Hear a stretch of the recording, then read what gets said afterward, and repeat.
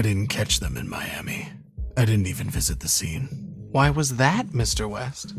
Tired, I guess. I'd been chasing this nut job for months by that point, and now that Katie was confirmed to be in his company, it was a lot for one man to take in. How did you think Katie was involved, Mr. West? She was always one to be driven by danger, correct? It's a strange, fucked up situation you're in if you're hoping, praying that your own daughter had been snatched away by a madman. It was better than the alternatives. It must have crossed your mind that Katie was, in fact, the killer all along? It would have been clever, really, faking her own death to escape an abusive father. How was your relationship with your daughter, Mr. West? God damn you. God fucking damn you.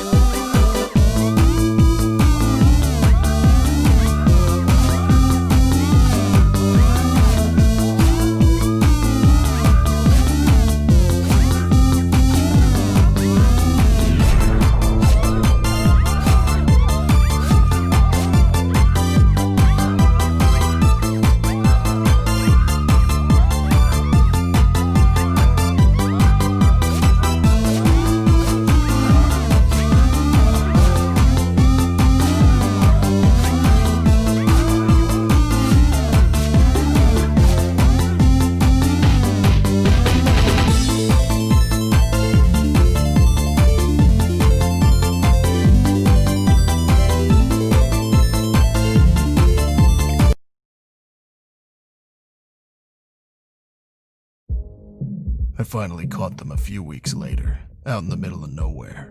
His car just pulled up onto a dirt path. What was he doing, Mr. West? I'd been staring at photos of Katie every night for the last month. The ink had started to run off where I'd been pressing the corners so tightly. What was he doing, Mr. West? He was admiring his handiwork. I wouldn't worry, Mr. West. The chances are it's what she wanted anyway. To be one of his works of art, so to speak. Fuck you. I was ready to put a bullet in the back of his head there and then. It would have been so easy, so satisfying. It was what he deserved. What changed your mind? I'm a cop, Darius. The American people rely on figures like myself to uphold the law.